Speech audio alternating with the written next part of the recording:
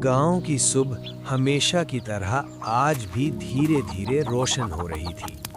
मिट्टी के घरों से चूल्हों का धुआं उठ रहा था और तंग गलियों में जिंदगी आहिस्ता आहिस्ता जाग रही थी। इसी गांव में रहीम नाम का एक गरीब कुम्हार रहता था। रहीम सुबह से शाम तक मिट्टी के बर्तन बनाता था। उसके हाथ मिट्टी से भरे रहते, लेकिन उसका दिल हमेशा उम्मीद से भरा होता। घर छोटा था, लेकिन इस घर में सुकून था। उसकी बीवी चूल्हे पर खाना पकाती और उसका छोटा बेटा मिट्टी के खिलौनों से खेलता रहता।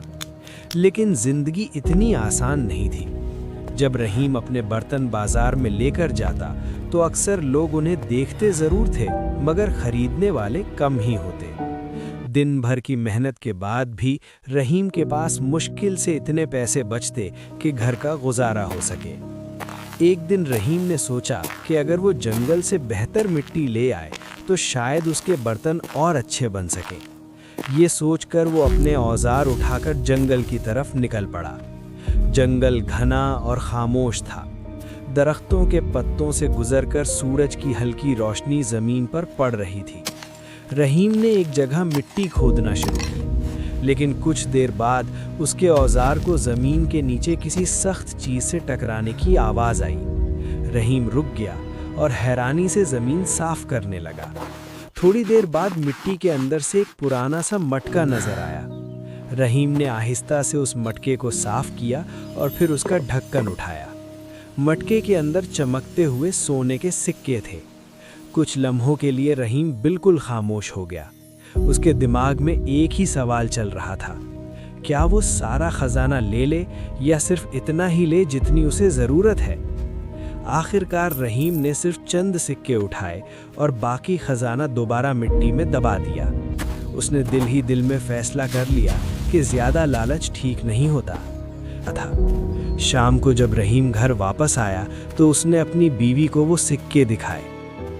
देखो, मकिया लाया हो ना। ये तुम्हें कहाँ मिले राहीम? जंगल में मिट्टी के नीचे डाबा हुआ था, लेकिन मैंने ज्यादा नहीं लिया। राहीम, अगर किसी को पता चल गया तो? मैं सिर्फ अपनी जरूरत के लिए लाया हूँ, लालच नहीं की। अल्लाह करे ये फैसला हमारे लिए बेहतर हो।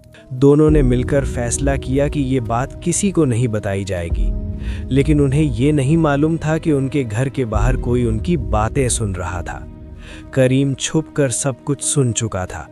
उसके दिमाग में अब सिर्फ एक ही ख्याल था, जंगल में छिपा हुआ खजाना। अगली सुबह करीम ने रहीम पर नज़र रखना शुरू कर दी।